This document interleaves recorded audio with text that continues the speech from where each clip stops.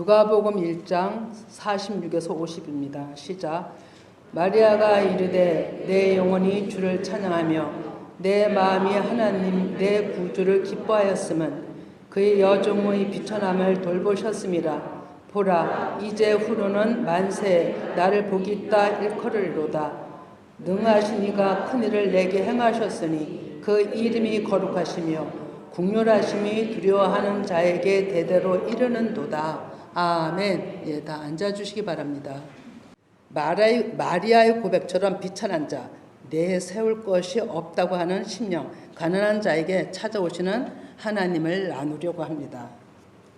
해마다 12월이면 분주하고 바쁜 가운데 또 말일이 돌아와서 그냥 한 해를 또 훌쩍 넘깁니다. 그리고 그 말일쯤에는 크리스마스라 해서 예수님 탄생을 축하하기 위하여 모든 그 기쁨을 전 세계가 떠들썩하게 많은 행사들을 합니다. 분위기에 휩쓸려 마음들이 모여서 함께 즐기려고 하죠. 그건 나쁜 것도 아니죠. 오랜만에 친구도 만나고 기쁨도 나누고 여유 시간을 가질 수 있는 한 해를 보내면서 그런 뜻이 있지만 우리 하나님을 믿는 우리들에게는 좀 더 깊은 한 해를 보내는 시간들이 되었으면 하는 거죠. 그리고 하나님은 그 시간들을 통해서 어떤 자에게 오시냐가 아주 중요한 관건인 것이죠. 예수님이 태어나신 날짜가 중요한 것이 이때나 저때냐가 아니라는 거죠. 더 중요한 것은 인자로 이 땅에 나타나신 그 의도를 깨닫는 것이 너무 중요하다고 봅니다. 그리고 더 중요한 것은 어떤 자에게 오시냐인 거죠. 마리아를 살펴보면 먼저 요셉이란 청년과 약혼한 자입니다. 마리아는 약혼한 그 청년을 사모하며 몸과 마음을 단장하였으니라고 봅니다. 약혼자였던 요셉은 또 아버지의 이름이 야곱입니다. 그러면 여러분 이 대목이 우연일까요? 저는 아니라고 봅니다. 창세기에 여러분이 너무 잘 아는 야곱 10아들을 낳아 이스라엘 12지파가 만들어졌죠. 야곱 당시 장자 루벤도 있었지만 장자 역할은 요셉이 합니다. 그 자손들이 창세기 49장에 야곱 아버지로부터 예언의 축복을 보면 통치자의 규가 유다에서 나오고 요셉에게 또 말씀하신 예언을 보면 창세기 49장 24절인데요. 요셉의 할은 도리어 굳세며 그의 팔은 힘이 있으니 이는 야곱의 전능자 이스라엘의 반석인 목자의 손을 힘입음이라 이렇게 얘기를 하죠. 그러니까 왕의 규가 두 군데서 나오는 것을 얘기를 합니다. 요셉을 통해 숨겨졌던 전능자의 이스라엘의 반석인 목자 오랜 후에 앞으로 나타나실 예언을 이사야를 통해서 예수님 오시기 전에 한 700년 전에 예언을 하게 됩니다. 그리고 구약의 전체적으로는 유다 계열여서 예수 그리스도가 탄생을 하시죠. 요셉의 계열은 이렇게 이때 예언을 하셨어도 나타나지 않았고 성경에 언급을 그리 아니합니다. 그런데 이사야를 통해서 하나님께서 예수님 오시기 전 한 700년 전이죠. 말씀하신 부분이 이사야 7장 14절인데요. 자, 같이 읽어봅니다. 그러므로 주께서 친히 징조를 너에게 주실 것이라. 보라 처녀가 잉태 아들을 낳을 것이요 그의 이름을 임마누엘이라 하리라. 예, 아멘. 사람으로서는 예측할 수 없는 때에 하나님의 작정하신 계획은 그 풀기를 계속 흐르게 하시고 하나님 때의 섭리대로 계속 나타내신 부분입니다. 그리고 창세기의 요셉에 대한 예언과 상관없는 것 같아도 이 말씀이 상당히 깊게 연결이 되어 있습니다. 하나님의 섭리는 이사야를 통해 예언한 성취에 있어 완전수에 찬 700년쯤에 자기를 비천한 보잘것이 없다고 하는 자들에게 또 가장 사랑을 받는 자라는 이름을 가진 마리아 처녀에게 나타난 것입니다. 요셉이란 이름도 창세기 49장 24절 보면 말씀을 성취하는 데 쓰임받는 이름이에요. 그 이름으로 준비되었던 것입니다. 이들은 세상에 때가 묻지 않은 그 시대의 은들이었던 것이라 봅니다. 예, 마리아도 그 이름을 가진 그 이름으로 하나님께서 그 이름 뜻대로 하나님께서 부름이 있지 않았나 봅니다. 하나님은 하나님 나라 왕국을 이루시기 위해서는 제사장과 레위인을 삼으신다고 하셨죠. 이들은 성전이 된 자들입니다. 이 언약 계시의 말씀대로 예수님이 이 땅에 오시는 그 과정에서 서도 실제 레위인과 제사장들을 통해 오신 것이죠. 예수님 오신 이유는 하늘과 땅이 통일되게 하기 위해서 오신 것이죠. 마리아 가문도 레위인의 가문인 것 같습니다. 세례 요한 아버지는 사가랴 제사장이었죠. 그러면 마리아 가문도 왜 레위인인가 봤을 때 누가복음 1장 8절에 마침 사가랴가 그 반열이 차례대로 하나님 앞에서 제사장의 직무를 행할세라고 되어 있고요. 누가복음 1장 36절에는 보라 내 친족 엘리사벳도 늙어서 아들을 배었느니라. 본래 임신하지 못한다고 알려진 이가 이미 6달이 되었나니라고 하죠. 이것은 마리아에게 가브리엘 천사가 말씀한 거죠.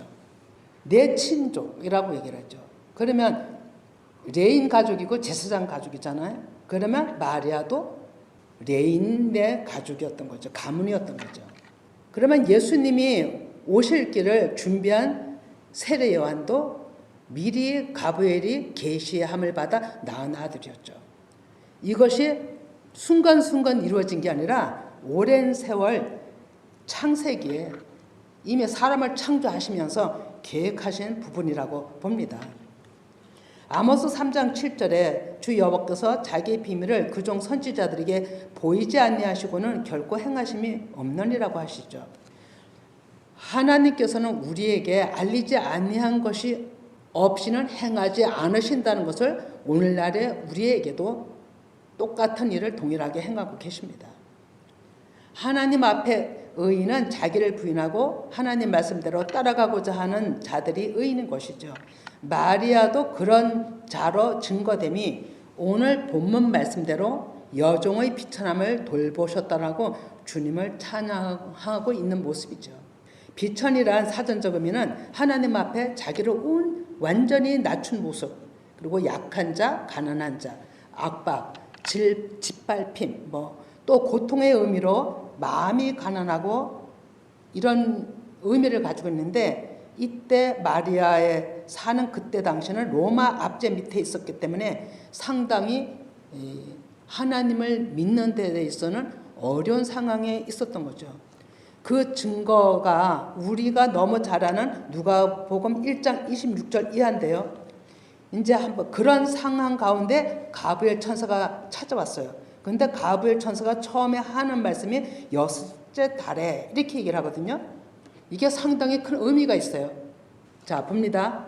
우리는 그냥 6째 달에 하면 1월 달부터서 이렇게 한 달, 2달 이렇게 6째 달인 줄 알지만, 성경에서 말씀하시는 6째 달이 무엇인가라고 봤을 때 창세기 1장의 천지 창조 6째 날에 6일째 날에 사람을 창조하시죠. 그리고 그 다음에는 7일째 안식으로 하나님이 완전 사람을 다 창조하시고 난 다음에 안식으로 들어갑니다. 그러면 7일 안식 이후에는 없어요. 영원한 하나님의 안식이고 평안이고 하나님 나라를 의미합니다.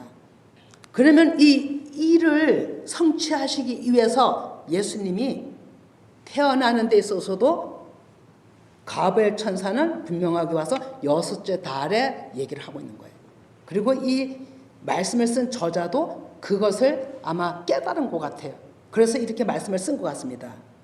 그래서 인자로 오신 예수님도 6째 달에 사람의 창조가 다 된 다음에 그 의미를 두시고 오신 것은 곧 7째 날 안식이 멀지 않았음을, 그것을 준비하기 위해서 이 일을 성취하시기 위해서 오셨다고 보는 겁니다. 정말 성경은 너무 정교하게 창세기 1장서부터 요한계시록까지 짜여 있다는 것입니다.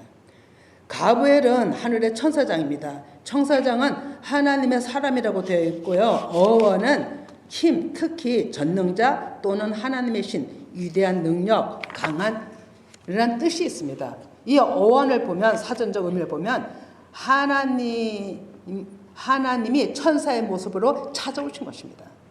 좋은 소식을 가지고 온 하나님의 신 영이셨다고 좀 보는 겁니다. 하나님을 사람으로서는 볼 수 없잖아요. 빛이시기 때문에. 영으로 임하시고 또 실제적으로 예수님의 육체로 오심을 우리가 볼 수 있지만 그 외에는 하나님의 그 신은 우리가 실제 그 보좌에 앉으신 분은 볼 수가 없죠. 그런데 천사의 모습으로 찾아오셨다고 하는 이 말씀을 보면서 이 당시에는 마리아에게 천사의 모습으로 사람의 모습으로 나타나서 실제 말씀하셨다라고 가정을 한다면 오늘날에는 우리에게는 말씀의 영으로 지각을 하는 겁니다. 영으로 음성을 듣는 겁니다. 예, 그래서 그 기쁜 소식으로 마리아 마음에 오셔서 말씀하신 것은 여자가 아들을 낳는 가장 축복의 말씀이고 큰 은총을 입었다라고 얘기를 하죠. 많은 사람 중에 오랜 세월 그 준비한 하나님의 그 경륜 섭리 가운데 선택된 마리아.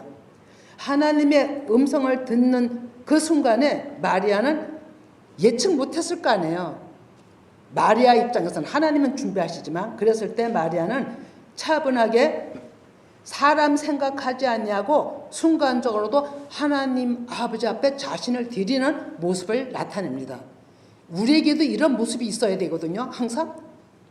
그래서 누가복음 1장 28, 30에 보면 그에게 들어가 이르되 은혜를 받은 자여 평안할지어다 주께서 너와 함께 하시도다 하니 처녀가 그 말을 듣고 놀라 이런 인사가 어찌함인가 생각했다 그러잖아요. 입 밖에 말은 내지 않았어요. 생각만 한 거지.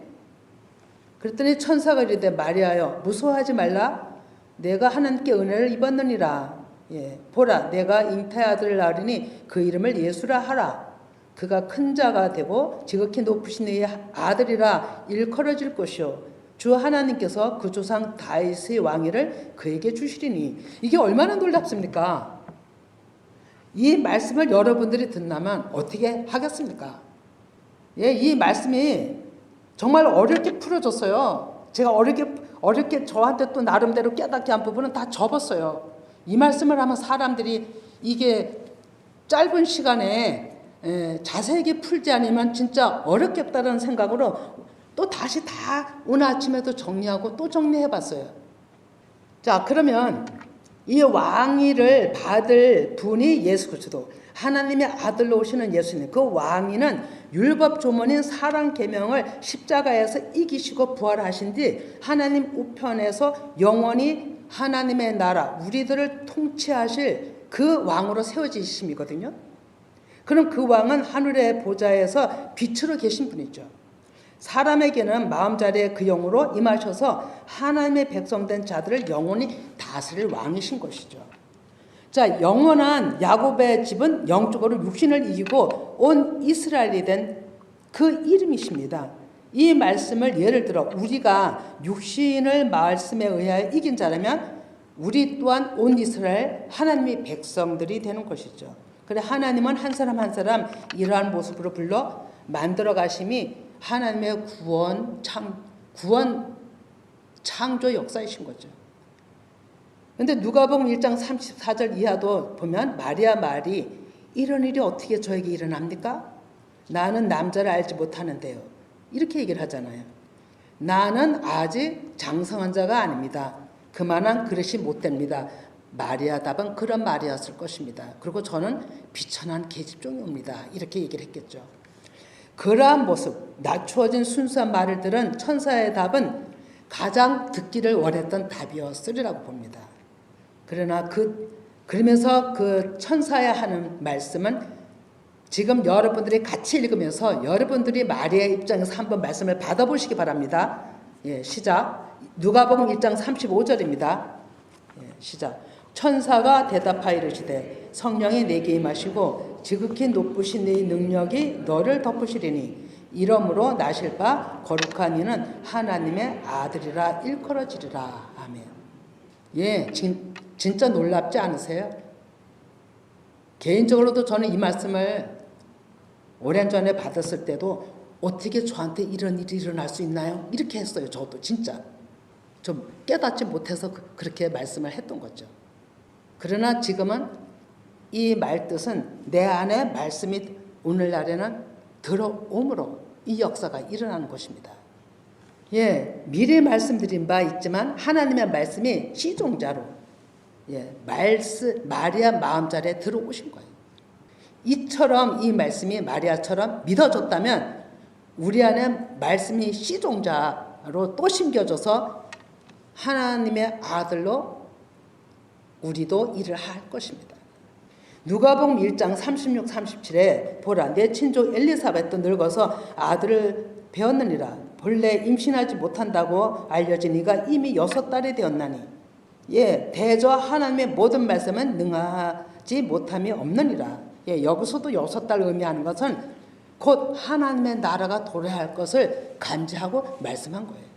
그러면 창세기 1장 18장 14절에 여호와께서 능하지 못할 일이 있겠느냐 기한에 이를 때 내가 내게로 돌아와서 사라에게 아들이 있으리라.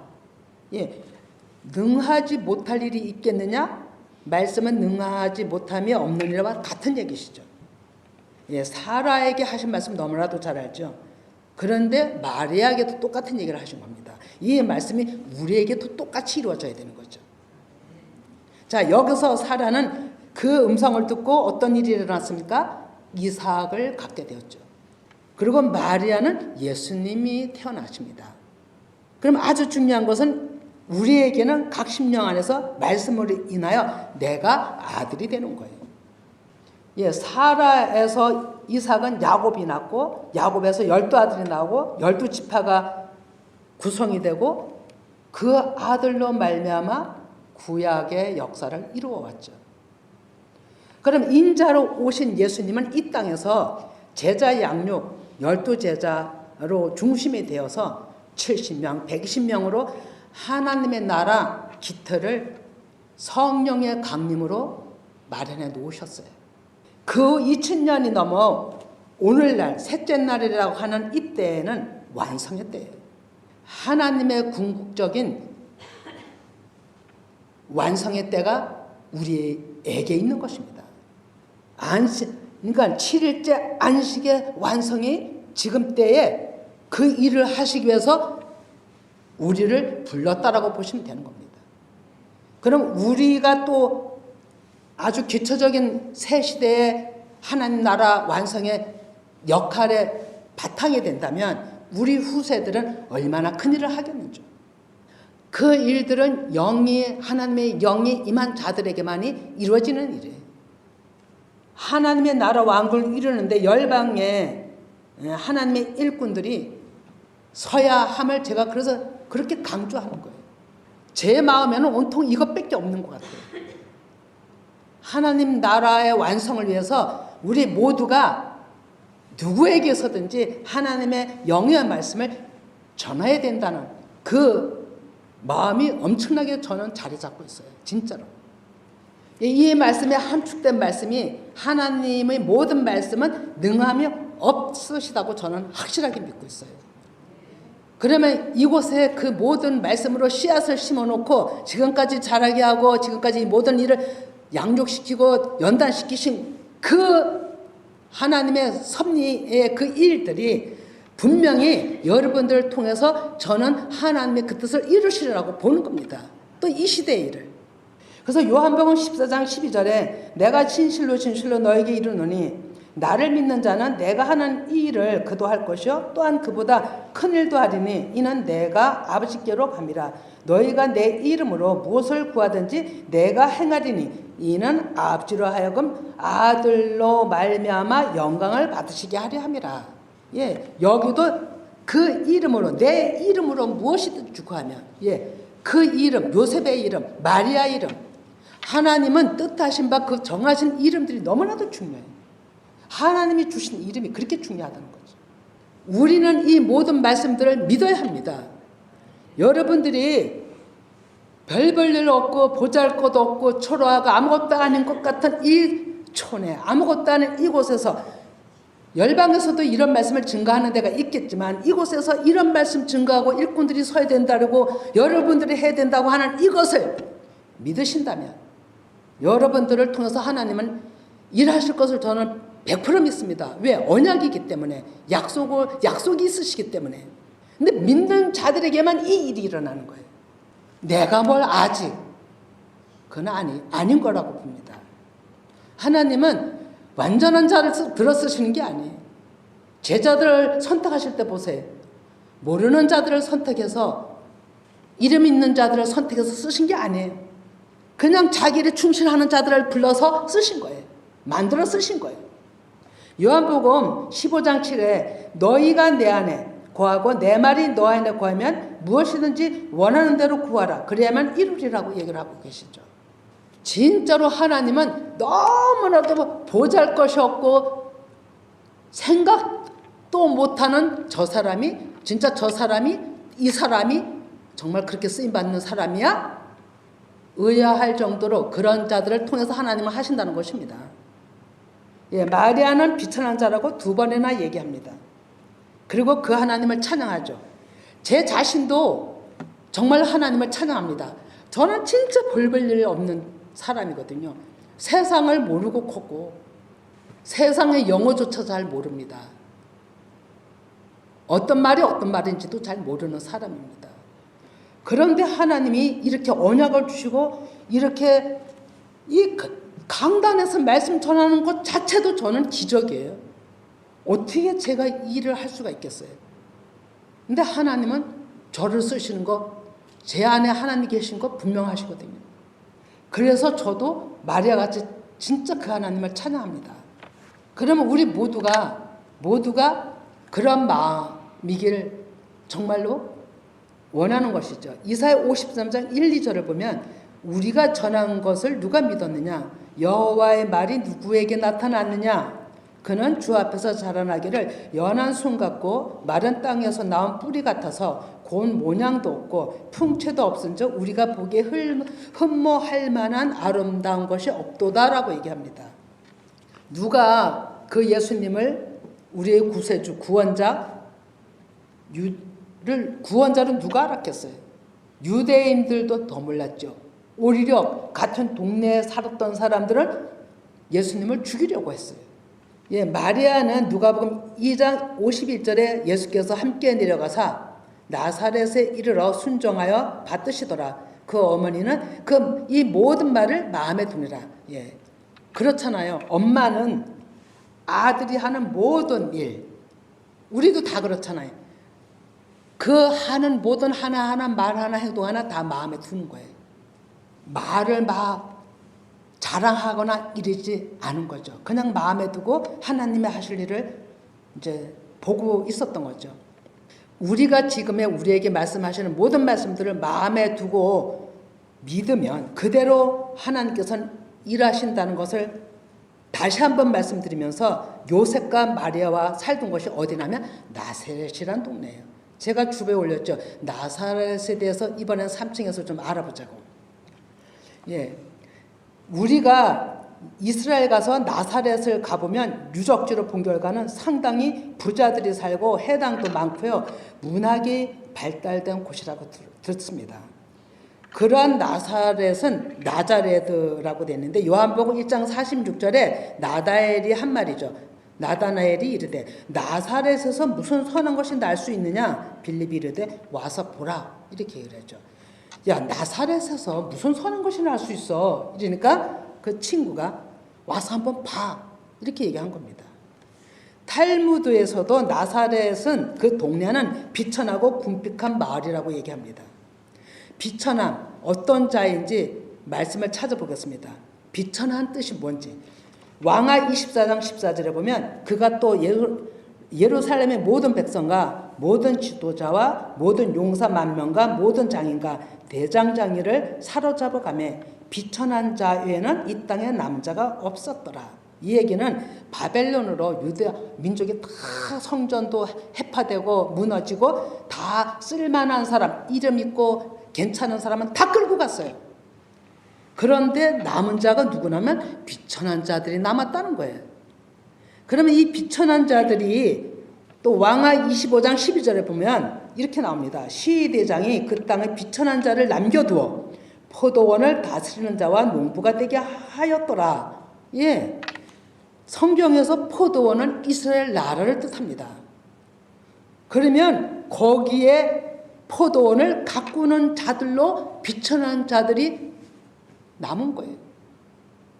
그러면 이 얘기는 하나님의 백성들로 그 시대에 남은 자들을 얘기를 하는 거예요. 참 놀랍죠.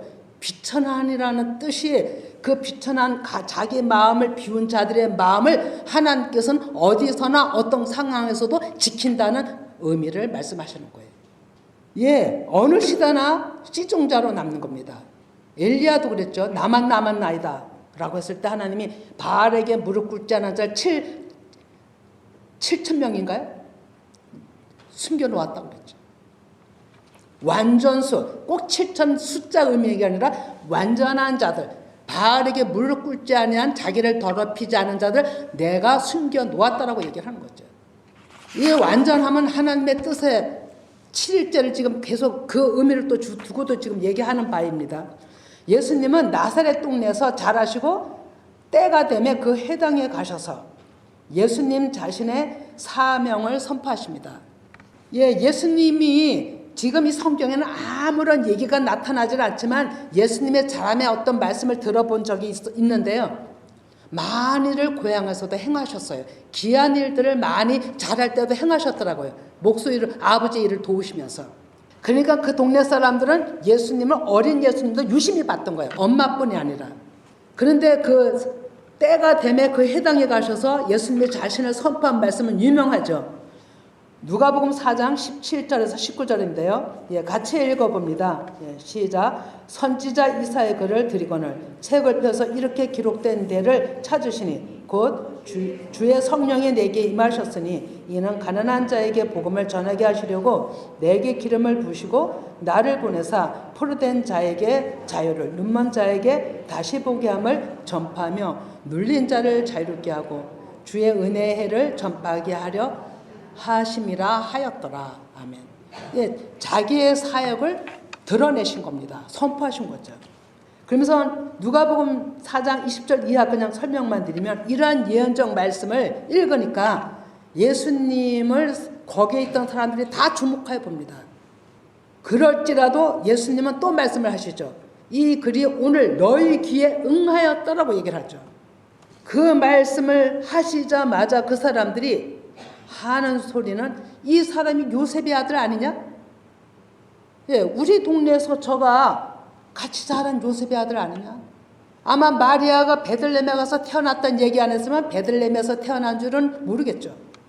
그러나 어렸을 때부터 애굽에서 올라와 같이 자랐어요. 같이 컸어요. 그랬는데 그 말씀을 하면서 이 말이 너에게 응했다 하니 얼마나 믿는 사람이 얼마나 있었겠어요. 그러니까 예수님을 죽이려 했던 거죠. 누가복음 4장 28, 30에 해당에 있는 자들이 이것을 듣고 다 크게 화가 났어요.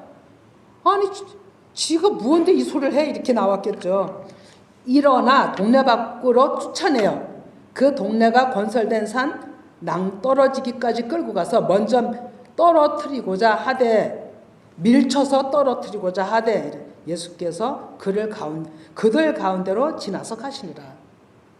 예, 예수님은 태연하게 그들 가운데로 지나서 가버리신 겁니다. 예, 나중 예수님은 많은 이적을 행하셨어도 듣지 않고 믿지 않는 그들을 책망하셨죠.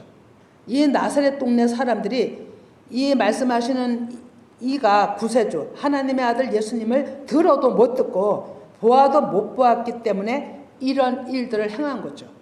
듣는 귀가 없었으니까요. 지금 여기 와서 누가 내가 예수야라고 얘기하면 듣겠습니까? 다 미쳤다고 하겠죠. 지금 우리 이단들 내가 예수라는 사람들 어떻게 저걸 믿고 절로 가지? 이렇게 얘기를 하잖아요.